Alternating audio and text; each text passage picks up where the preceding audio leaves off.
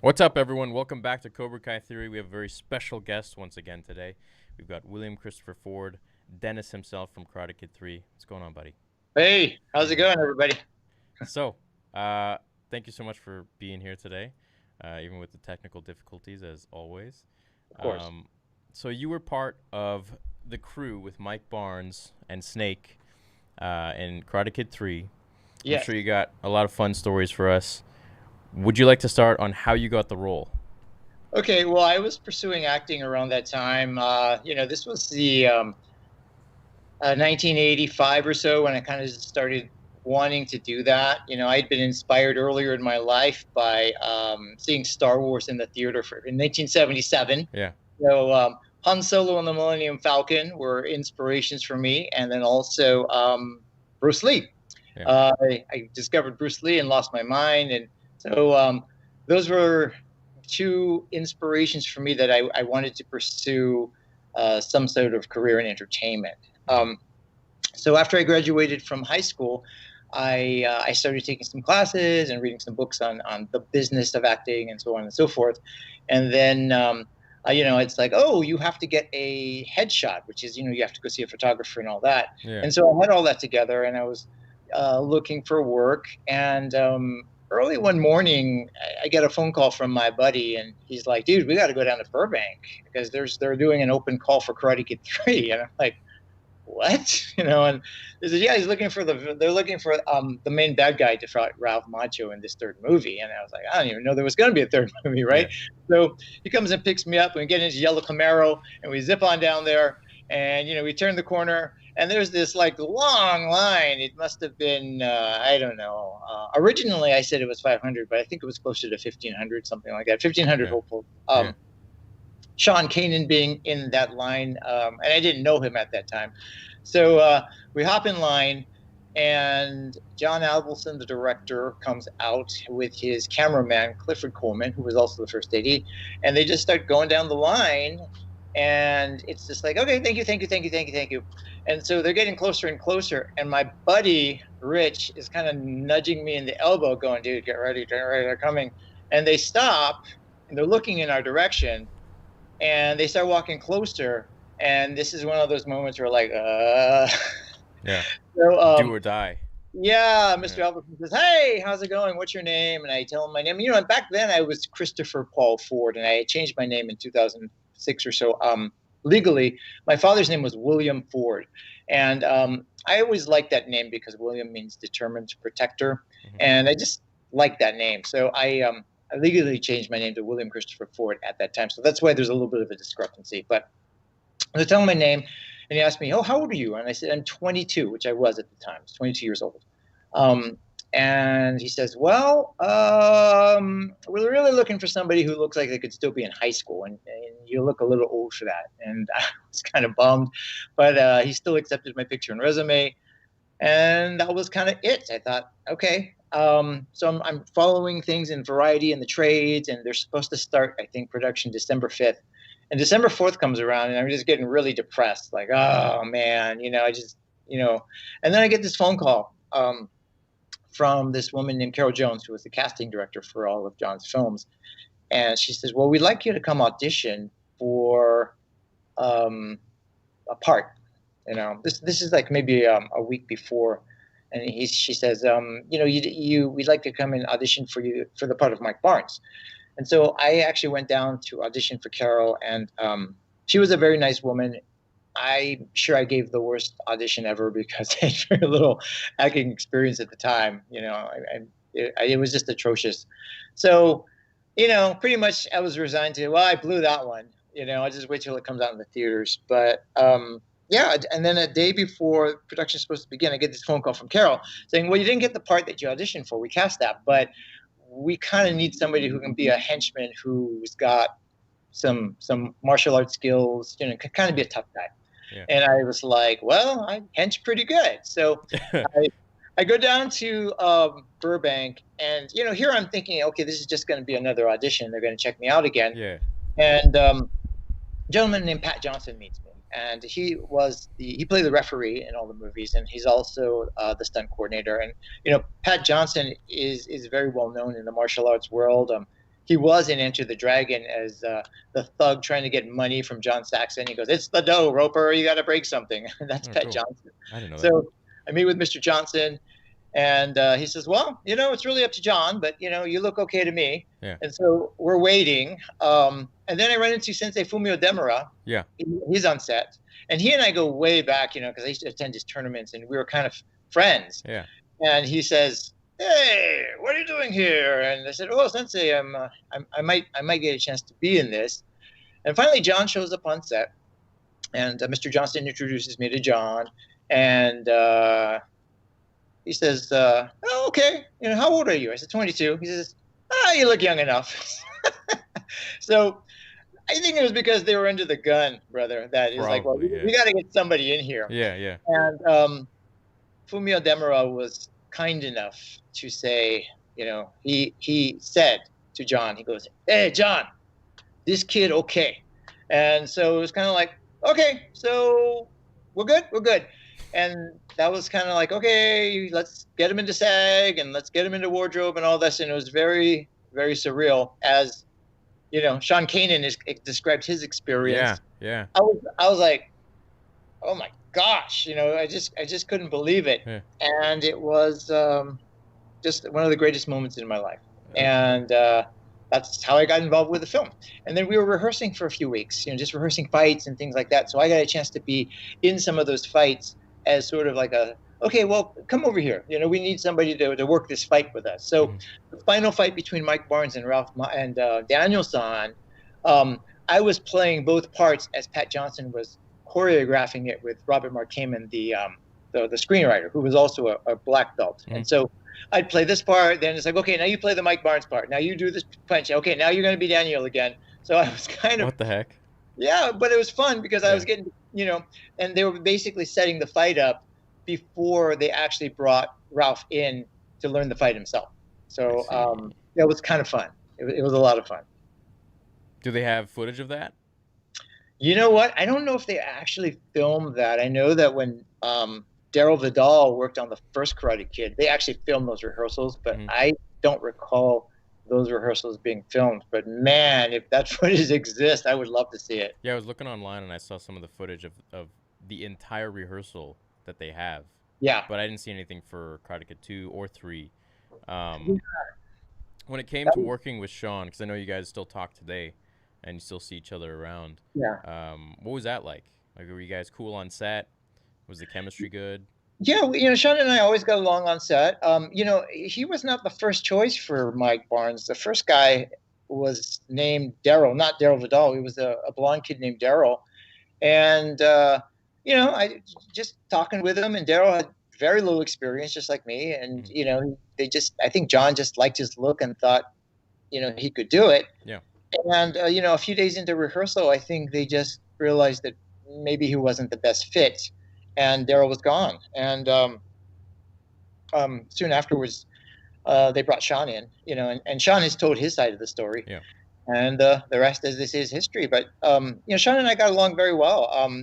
We both connected to Sensei Fumio Demura because Sensei Demura is Sean's sort of his grandmaster, his sensei. Yeah. And, Sean had studied karate as well. So we've always got along. And, I'd run into him years later. Like I was auditing an acting class and I'd be like, "Hey, Sean." And he goes, "Oh yeah, I'm in this class. How you doing?" I'd give me his number. And he goes, "I'm really good about calling people back." And I'd be like, "Okay." And, I've heard that a million times, but every time I texted him, he'd be like, "Hey man, how's it going?" So he's always kept it real. Yeah. And he's always helped me when I needed help. So I have nothing but the highest praise for Sean Kanan. I was doing a fundraiser for St. Jude Children's Hospital, and I produced this picture book, and Sean was kind enough to write the foreword for it, and it is actually in the book. So, we were able to raise like $5,000 for the hospital, and he's always, he's always done what he said he was going to do. He's never said, "Okay, I'll do this," and he didn't do it. So, he's one of the few people that I've met in this business that does what he says he's going to do. Isn't a flake, which is hard to come by today. Yeah. Well, there's a lot of members of the Cornflake Society, as you know, a lot of flaky cookies. But he's the real deal for sure. No, he's a really nice guy. We got his experience. He shared his experience with Pat Morita. Mm-hmm. Do you have one? Mr. Morita was always very funny. Yeah. He was always doing goofy stuff. Like he'd be sweeping with his broom and then pretending to play the guitar.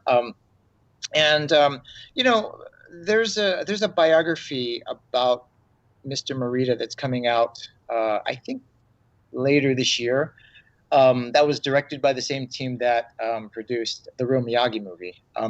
And he certainly had his demons, but he was always nice to me, and he was always acting very fatherly, or very much like an uncle. My mother is from Japan, so I brought my mother on set once, and he was talking to her, and then he starts talking to her, and then he says, he has my mom lean over and he says to him, your son, mada wakai, which means he's still young up here.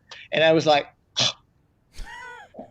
I'm like, oh my God, this is Pat Morita just throwing me under the bus here. Yeah. But then he says, but he's a good boy, and I think he was just trying to keep me in check, realizing that I was green and I was new, and just, hey man, look, this could be a long haul, and nothing is guaranteed. So just keep your feet on the ground, man, and stay humble and pay your dues. And he never said that, but that's what I got from him. But he was always very nice to me, very sweet, very encouraging. That's good. So I liked him very much. There's actually a scene in Karate Kid 3 where we bust into the bonsai shop, and then he comes through the doors, and that's where he kind of makes short work of us, and then we jump into the car, and then we beat the train. So originally we filmed a scene. This was part of the scene where I actually throw a punch at Miyagi. He parries it and throws me. And when that happens, we all run, jump into the car, and then take off. But that part where he throws me, they cut it out. And I'm not sure if it just didn't sell, or, perhaps I jumped too fast or too high and made it look too much like a fake thing. I don't know what happened. I was kind of disappointed that didn't make it into the final cut. But I do have a photograph of that, which I will share with you later, where it shows me punching, and then he's there with the parry, and it was actually him. It wasn't Sensei Demura, and he actually did the move. So post it on your IG or your Twitter or something, and I'd love to share it. I absolutely will. Will. And people have asked me about that train stunt. I was hired as kind of a stunt performer / actor. Mm-hmm. So I could do the fight falls and things like that. And when it came to the train, we were in an area of LA called, I believe it was Highland Park. Mm-hmm. And there was this train that would go by regularly. Yeah. And that was just like, they said, hey, let's get the train going by. And it was kind of like, hey, can we get the train coming by and the car zooming past, with the margin of safety, I'm assuming. And they did it. And they wouldn't allow me to actually be in the car when the train passed by. I got in the car. They did the donuts. That was me. They start to take off. They cut. And then they put in a stunt double for when they actually drove by, and then the train went by. So I didn't get to do that, but I got to do the donuts. And then you hear me going, yeah. Was that? They actually kept that in the loop. Was that? And were any of you actually in the car when the train went by, or was it just all stunt doubles? No, we were in the car. I know you were doing the donuts, but once you went past the tracks. Once we went past the tracks, they weren't taking any chances, and they had a stunt double. So I was doubled on that one. Got it. Yeah, I'm surprised because the way they cut it was you do the donuts and then it cuts to you guys already past the tracks. So I figured okay, they just did it at two separate times and they just filmed the car after the tracks and then the train. I always wondered that. It's such a little thing, but I always it might have been because they might have they might have had to wait until the train comes by again, because that wasn't something that was like, hey, it's in the budget for this train to come by. It was like, you know what, we're going to up the production value by having a real train come by, So and then they just put the sound in there. No, it was cool though, man. It was definitely a hype scene. of course, you get hired by the infamous Mr. Terry Silver. Yes, toxic waste dumpster man. Yeah, what was it? Dynatox Industries. Yes, yes. I'm hoping that we see him in Cobra Kai season 3 or 4, where he like owns the entire valley and no one really knows about it, just from the behind the scenes kind of thing. What was your experience like working with Thomas? Well, I'm on I'm on the set one day, and we're still in rehearsals, and this gentleman comes up and he goes, "Hey, hi, are you part of the crew?" Or "Hi, I'm Thomas, and I'm going to be playing Silver." Yeah. And we got to talking, and it turns out that he does Taekwondo, and we knew a lot of the same people. There's a gentleman named Simon Rhee, who is a Taekwondo legend, and he was good friends with Simon. Simon was in Best of the Best with his brother Philip, and you come to find out that Thomas is like a legit actor who studied Shakespeare, and his wife is legit, and they've been on the soap opera, and he's been kind of.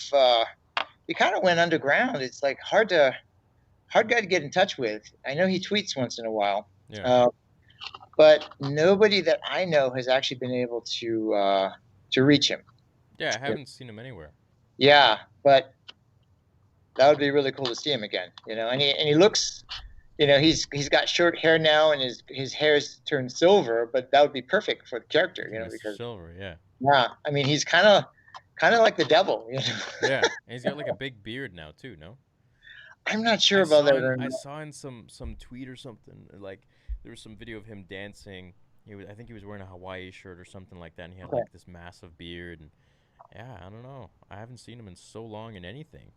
Yeah, and he can be an intense dude because he's from New York, and he's theater trained and all that, and he's kind of just another real dude, but being a New Yorker, he can be very blunt sometimes. But Thomas and I got along really well. But there was an interesting scene, where he's in the hot tub, right? Mm-hmm. Not Hot Tub Time Machine, but he's in the hot tub, and he's in the sauna. He's in the sauna, right? Uh-huh. He's talking to Crease on the phone, and he starts doing this. I think Crease says, make his hands bleed, and he's like. He's going, ha, ha, ha, ha, I like that, ha, and he was hesitant about that. He didn't want to do it that way, and he told John, he says, John, are you sure? Because he was like, this seems really, really over the top. And John was like, it'll be okay. Trust me. And he kind of looked at everybody like, okay. And he didn't really want to do it that way, but he did it. And that's one of the things, one of the scenes that he's kind of, people either really love him for that scene, or they go, oh my gosh, he's such an overactor. But it wasn't him. Dude, I love that scene so much. He wanted to underplay it. He really did. He really thought that this is like, oh, this is too much. Like the rest of the movie was not too much, right? There's parts of this movie you're just going, why would anybody do that? But. He's a good actor. He's better than the movie shows him sometimes, but his character is over the top. And I think that's what made him memorable. And that's why the fans want to see him again. Yeah. They want to see that evil Terry Silver, Well, I mean, like, Sensei Crease is like this more level-headed, kind of just like a tyrant, I would say, like, Crease is more like Vader and Silver is more like the Emperor. Okay. He's more like the real evil guy behind it with the full power of all the money and everything, where he can control things. Yeah. And Crease is like the powerhouse, where he just comes in and he just does stuff. By the way, I'm sorry to all the live streamers, live people watching right now. You're getting you're like all over the screen here. It's doing that thing, so I'm trying to fix it. Sorry, guys. You get put into full screen mode. I always thought that Silver should have sent me and Snake to do the surveillance, when we kind of do the break-in, and we're kind of... Yeah. He does it himself. That was weird. Yeah, I just thought, wow, he's kind of really putting himself at risk. And maybe it would have been fun for us to be able to do that. But that's just how it went. Yeah, that would I have was, been cool. yeah, yeah, But I guess it also embellishes character in the sense that he is that ballsy dude who will just he doesn't care, man. right. He'll buy himself out of court, just like we saw. He was what was the judge's name, Willie or something like that. He's like, oh, we'll have him over for poached salmon, whatever. I remember that. I'm amazed that you do, but Yeah. I'm sure there are a lot of fans that do remember Oh, that. there's some hardcore Cobra Kai and Karate Kid fans out there. Guys, if you have any questions for William, let's see it right now in the chat. I know he'd love to answer some questions.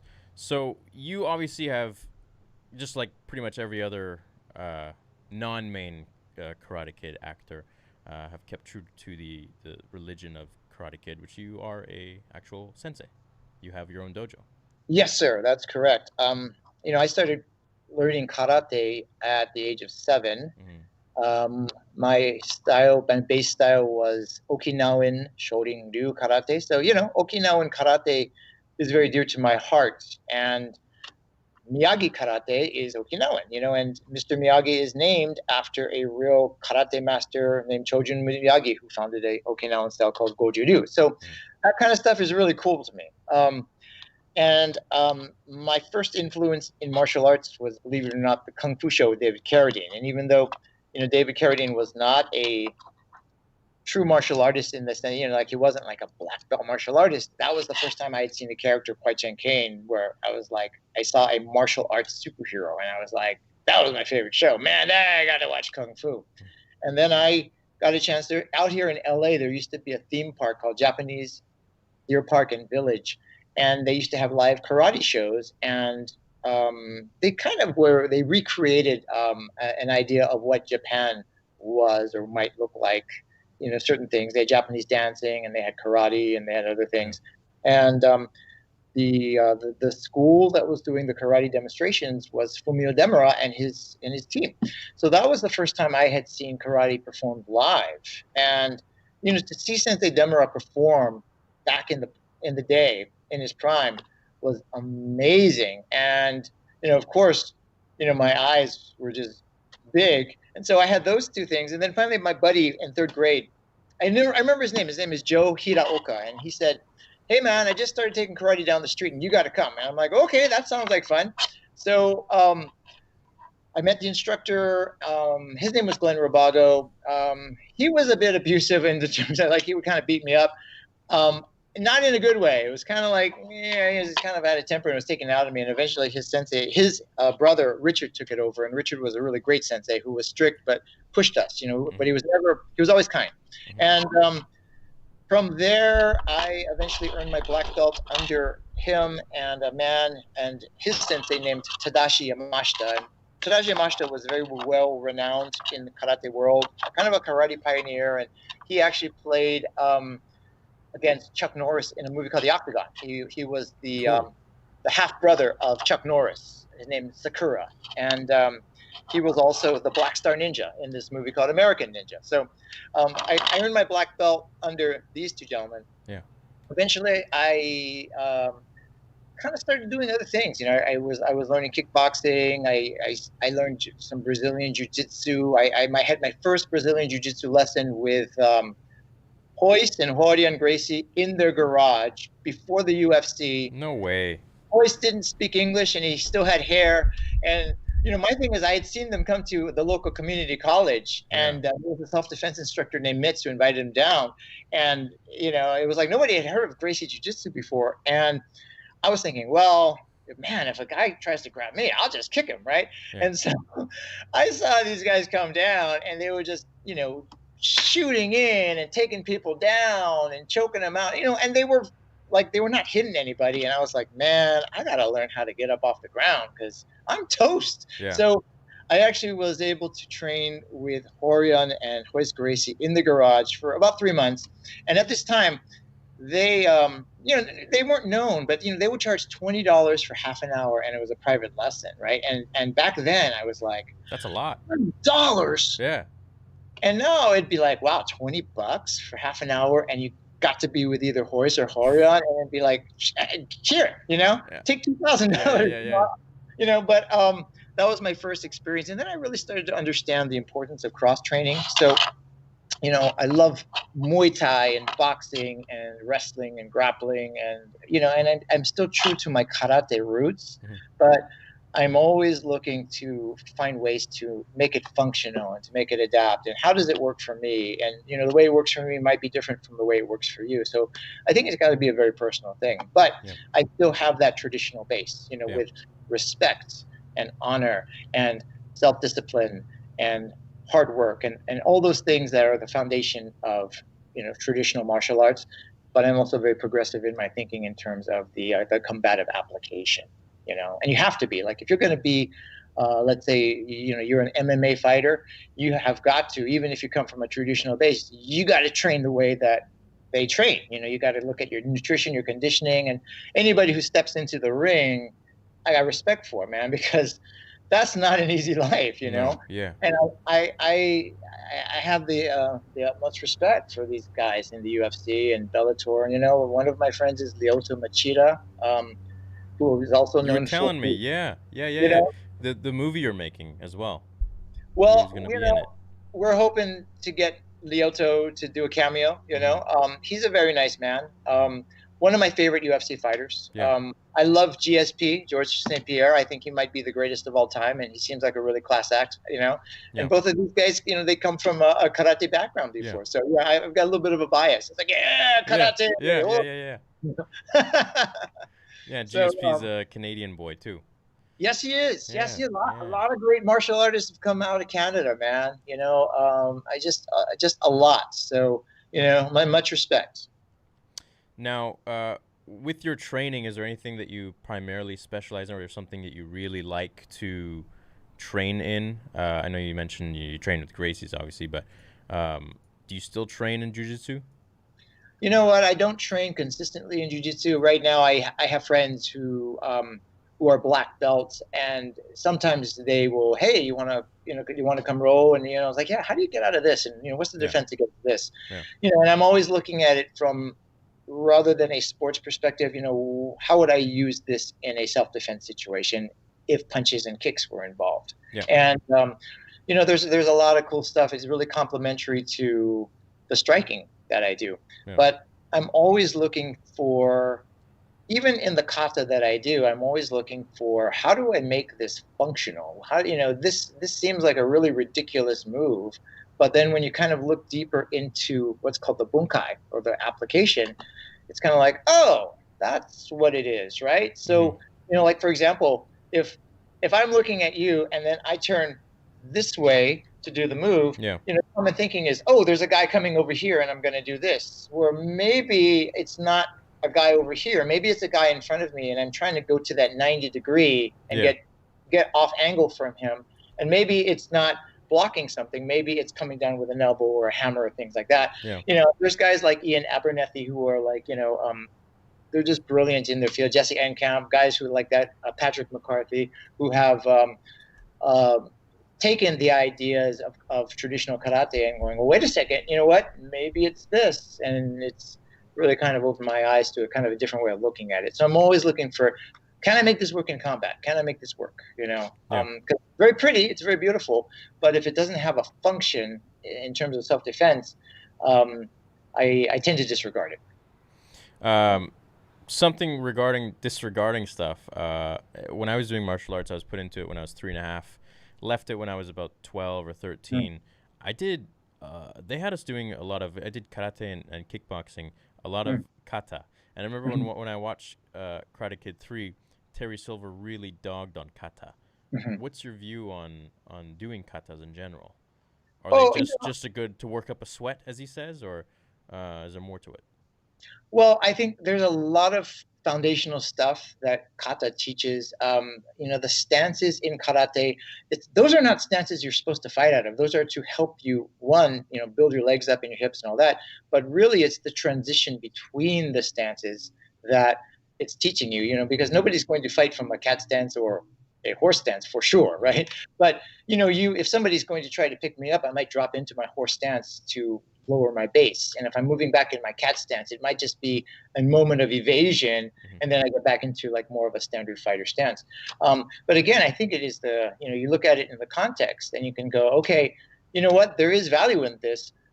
But I believe that you have to take the techniques that are in kata and get with a partner who is going to and who's going to resist. Like, okay, this is the idea I'm kind of working on, and I would like to see if this could really work if you resist against me. And then, test it out. And you go, well, you know what? That didn't work. I got punched in the face.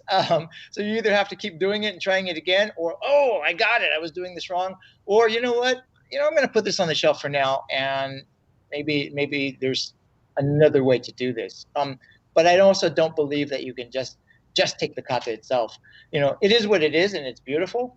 It's sort of the essence of the art. But I do believe you have to look deeper and really kind of pressure test it, and see, well, what is this? Let's question it. Let's test it out. Maybe it's no good, and maybe it is. And maybe it works for me, but it doesn't work for you. But I'm not a believer that it's the be all and end all. Yeah. If you ever want to do some tutorials, I know you train many clients. If you want to do some tutorials and stuff, I'd love to have some of that on. By the way, guys, I linked his channel, which is his dojo, Kaizen Dojo, down in the description below. You can check it out.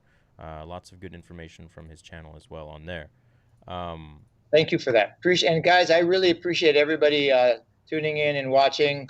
Thank you so much for your support. I was a minor character in the Karate Kid trilogy, but I appreciate everybody who remembers me. I kind of like to think of myself as the Boba Fett of the Karate Kid universe, where it was built up and then I ended up in the Sarlacc pit. Let's talk about that. Let's talk about how they wrote in that Daniel just takes you out like that. Yeah, that's it was like, hey, he's gonna be the trainer, right? So we get to the bonsai shop and they're rehearsing the fight, and it basically was, okay, you know what, he's going to throw a punch, you're going to counter, you're going to throw the knee, and he's going to throw you into the shelving. And originally I didn't have any lines, but fortunately Mr. Machio says to John, he says, John, can you give him a line, because I need something to work off of, and I would have gotten into SAG regardless, because the role was still pretty substantial, and I was hired as a sort of an actor stunt performer.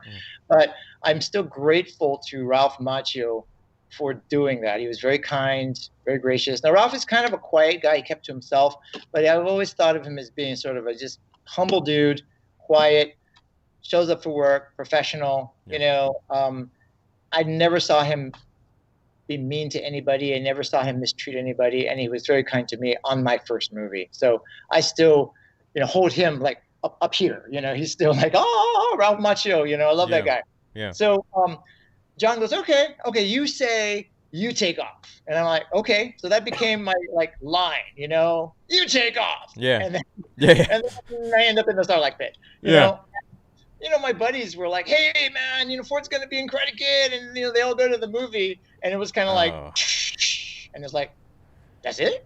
So waiting through the movie, waiting for me to, do more stuff. And then I'm doing that sparring session with Barnes, and I do that jump spinning kick. And they're like, yay! And then I'm down again. And he's like, oh, and he hits me in the back. And they're like, that's it? And I'm like, yeah, that's it. I kind of wished I could have done more. But at the same time, it's like, you know what? I am grateful to be here, and I'm just going to do my job, because, I'm easily replaced. I could have easily found somebody else. And so I just was happy to be working. I worked on that thing for 3 months, 3.5 months. And, it was a nice paycheck every week, and I still get this check every once in a while. And I was like, hey, this can pay a bill, Do you guys still get those? I guess. I still do. It's like I wish that I had been able to work on other movies throughout these years, because it would have been nice to have a few more of those. That's cool, man. It's nice. It's like, hey, this is cool. It's like finding $5 in your pocket, but it's even better. Yeah. That's pretty sweet.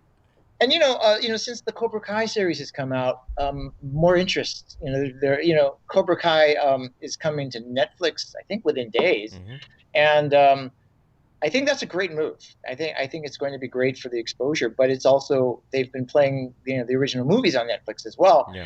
and as a result, people are they're researching the movies a little bit more, or they're going back and watching them, or they're watching them for the first time. So it's pretty cool, and I appreciate the fact that the producers of Cobra Kai they're fans of the show themselves, That's and the most important thing. yeah, yeah, and you can tell that they honor they're not just hired guns. These are guys who respect the characters, and I believe they respect the fans. So 100%. Yeah. I yeah, think that's the most important thing, and you see that with Cobra Kai, is that there's no. I can't tell the difference between Karate Kid and Cobra Kai. It all seems the same to me. And I it's hard to do that, especially when it's 30 to 40 years in between two franchises. Well, one yeah. franchise, I guess. Well, So again, it comes back to I think having respect for the source material, and it's kind of like with the Star Wars universe. What I love about, and I like to talk about Star Wars too, because I know that's what else you're doing. That's another one of my passions. But yeah, you know, when people have not necessarily respected George's source material, I think that's when sometimes it's gone awry. You know, absolutely. and it's like, okay, it doesn't have to be like you can, but if you look at John Favreau and Filoni, they respect the fans and they respect the source material, you know, and they're doing it in their own way. But the things you were seeing like on The Mandalorian are just like, oh my gosh, thank you. Yeah. And I see the same thing with Cobra Kai, particularly in that episode where they brought all the old Cobras back. That actually is a really, really well done episode, especially in light of Rob passing soon Yes. after that. But that's the kind of stuff where you just go, thank you. Yeah, and they did it in such a proper way. It wasn't like let's just throw them in there because it's nostalgic. Here, you have some nostalgia. You have some. It's Right, like there right, was a real story there, and in Johnny going away, it built the story for Crease to take over the dojo, and it's right. just like these guys know what they're doing. Like they write the stories well. They know exactly what they're doing, and they can feel the spirit of Karate Kid, and that's what makes the show so successful. I think so. Netflix buying it, dude, it's just gonna blow up. This thing's Yeah, gonna be huge, way bigger than it already is. I believe so, and well deserved. And I think I've never met any of I've spoken with Josh Shield, and the thing is that they would like to put all the original characters back in Yeah, some point, yeah, but it's got to make sure that it serves the story, not just, oh, let's just put this character in. yeah, Um, but they know every character in every movie. It's like they are true fans of the show. yeah, So, um, and I just, I think again, the thing that's missing, of course, is Miyagi. hmm, You can't help that. yeah, But that is an element that hopefully that they'll be able to delve more into his past. I've got a friend named George Johnson who's a screenwriter, and before Pat Morita passed, he and Pat were actually working on a screenplay that was about Miyagi's time in the 442nd in World War II. really, The screenplay has Pat Morita's DNA all over it. It's just like, it was like he co-wrote it, and then George wrote the final screenplay, and then Pat passed away. So I read this years ago. He emailed it to me, and it's hidden somewhere in my email, like thousands and thousands of emails. It's buried in there somewhere. I seem to find it. But I spoke to George recently about it, and maybe we will see that. Hopefully, that will see the light of day as this renewed interest wow, in Cobra Kai. But yeah, it's something that Pat actually worked on. That George is he's kind of checking around right now and seeing yeah. if anything can be done with that. So That would be absolutely. I heard they're gonna try to do some spin-offs. So what I want to see is where the heck was Johnny during um, 2 and 3? mm, What was he doing? right, Where'd he go? right. Um, I think he took the loss hard. yeah, yeah, especially after Crease choked him out, right? Well, and people have asked me, what do you think? Like how okay, one of the questions that somebody asked is there any truth to Snake and Dennis being Silver's sons. Mm. That was never discussed while we were making the film. I discovered that years later. It was sort of a fan Wikipedia thing for the Karate Kid characters, and I was like, oh, we're the sons. But that was not ever anything that I discussed when I was making the film. My take on it was that, maybe, Dennis was a really talented martial artist. Silver saw him somewhere and said, hey, man, I like your style. Why don't you come train some people for me, man? You can be my trainer. I'll take care of you, And I think Dennis may have left his sensei and said, sweet, man, you know? And, my take on it, this is not canon, but my take on it is after Karate Kid 3, he got canned. He got thrown under the bus and said, dude, our boy lost, your fault. Yeah. I'm like going, I wasn't the one training him mostly, Yeah. I think that he ended up with his tail in between his legs and he had to eat humble pie. And, maybe he went back to his sensei. Maybe he never got over the fact that, Daniel-san just punked him, ragdolled him, and threw him into the, Yeah, he's been training to this day. Every time he sees a shoji screen, he's just like, yeah. I want to see you made a little fan film about that, didn't you? Yeah, I did. Jim Towns directed this thing called Shoji Screens Don't Hit Back, and it's a little fan film. It's mostly social satire, but it's about 5 minutes long, and it is about basically Dennis and how he never got over that whole thing, and he's become obsessed with shoji screens. And he's a bit of a drunkard, and he realizes that he's got a problem. He's got this codependent relationship with shoji screens, and it's kind of funny. It's not canon, of course, but I think people have enjoyed it. They say it's poignant, it's cute, it's funny. So if you get a chance to check it out, Shoji Screens Don't Hit Back, which is a take off of Bruce Lee's Boards Don't Hit Back. So it's kind of fun. If you want to find out the non-canon version of what happened to Dennis, go check it out. Alex Moore asks you a question. He says, do you think martial arts training should be required for infantry, military branches, and law enforcement to help with better defense and safer ground grappling?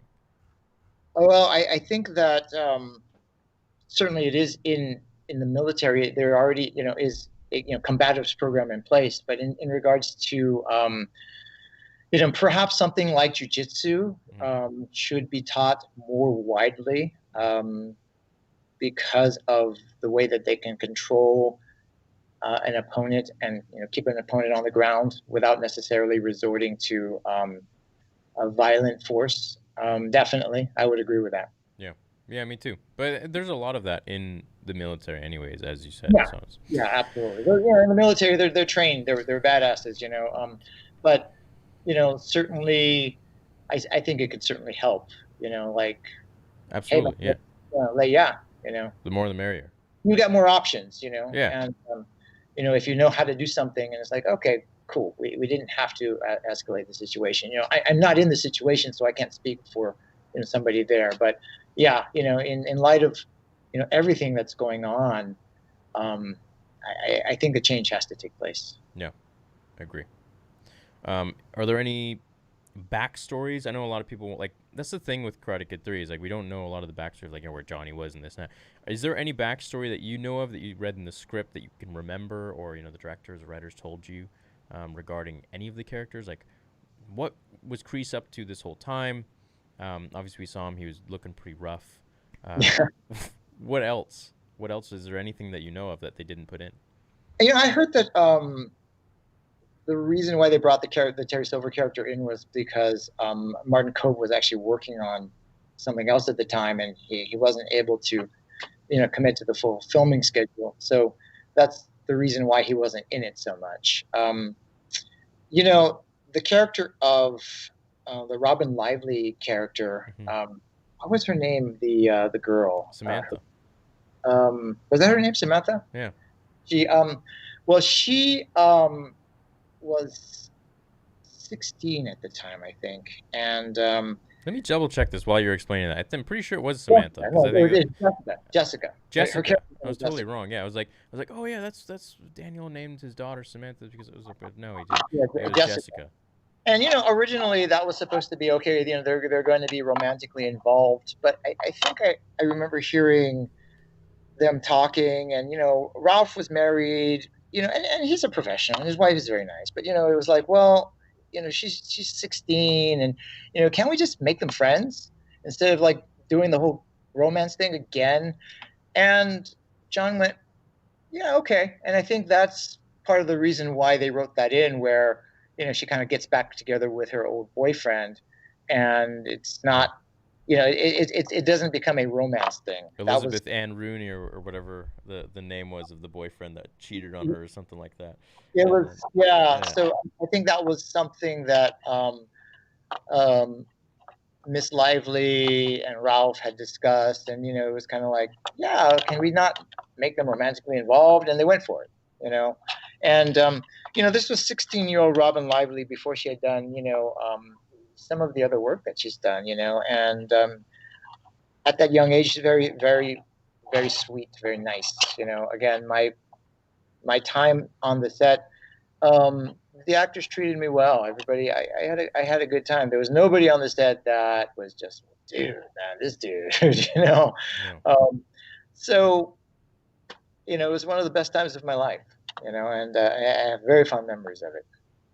Well, I'm very happy you were in the movie, and I hope Of course, I don't want to be the guy that's like, oh, I hope everyone comes back for the sake of coming back. But I think when we have the writers and directors of um, the Cobra Kai show, I think they can really eloquently and make it make sense for a lot of the characters come back, and you would be one of the characters I'd love to see return, especially if Silver returns.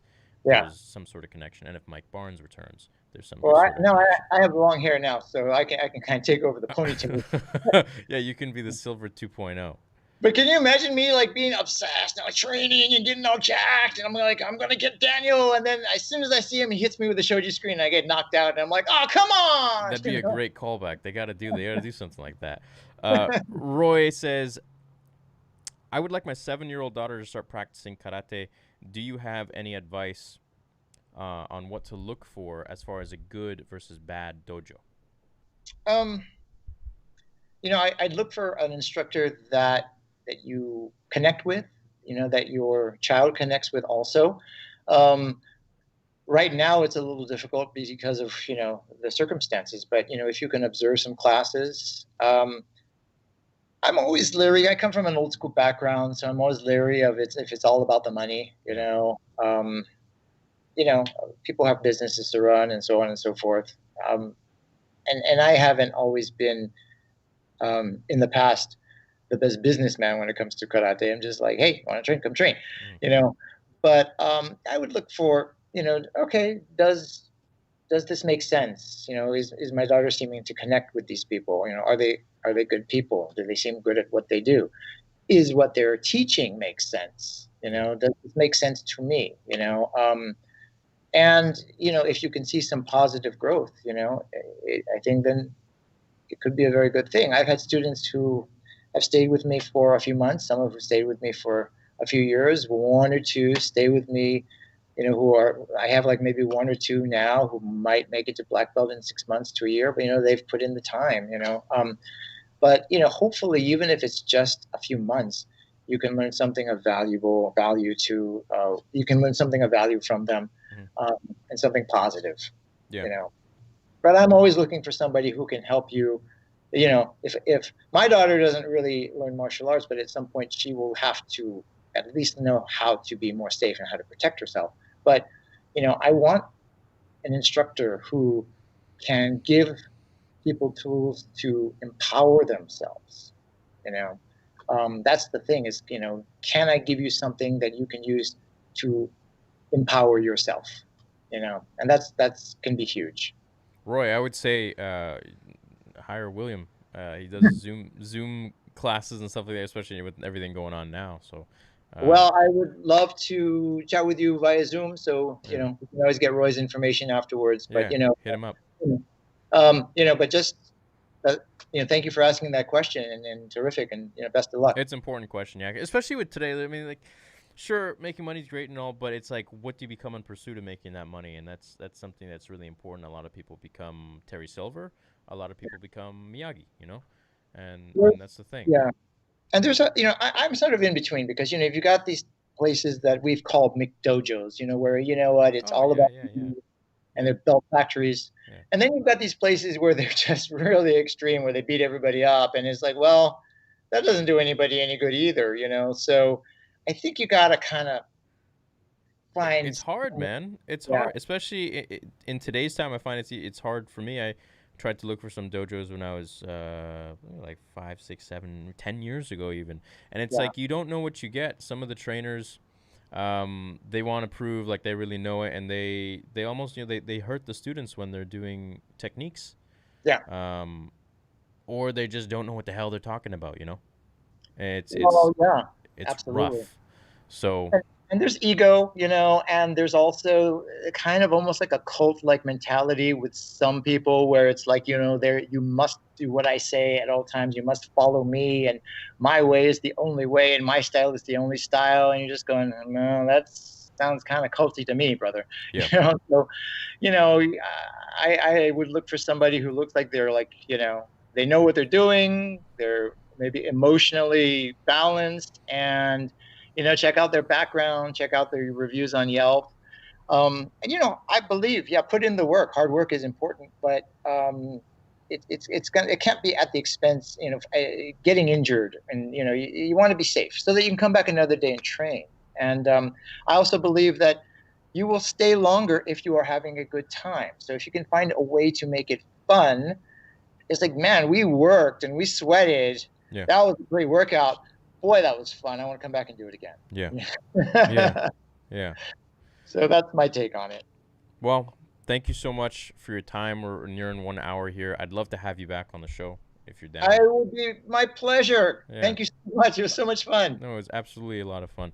Guys, I want to give a quick shout out to Steve Sharoma and his whole family because they're like big fans of your show, and Sammy Sharoma and all those other guys. They texted me and going, "Oh my God, you're going to be on my show, Cobra the Guy Theory. That guy is huge." So cool. Sharoma family, thank you so much. Well, thank you guys. Yeah, absolutely. And guys, William's really active with responding to his fans. So please comment below, or even just find him on Instagram, and you can just comment on his pictures and stuff like that. Do you want to shout your Instagram? It's just William Christopher Ford, and it's a public page. You guys can follow. And yeah, you know what? I know that there was a promo that that we shot a couple nights ago, and many people commented on that. I haven't had a chance to respond to those, but I certainly will. And you know, guys, I don't take anything personally. So you know, even the ones that maybe don't seem so nice, that's okay. You know, there's room for everybody. You know, it's like okay, everybody's entitled to their opinion. No offense taken, you know. But you know, for those of you who asked sincere questions, yeah, I probably will get to them tonight or tomorrow. So worry not. Welcome to the internet. Yes, yes, yeah. And you know, if you got to have some thick skin. If you can't take it, then you shouldn't be on the internet, right? 100%, yeah. And you got a ton of haters and trolls, you know, and you speak from experience. A ton is an understatement. Okay, guys, we love you all. Thank you so much for tuning in. Thank you guys. Thank you so much. Thank you, Masters. Thank you, Sensei.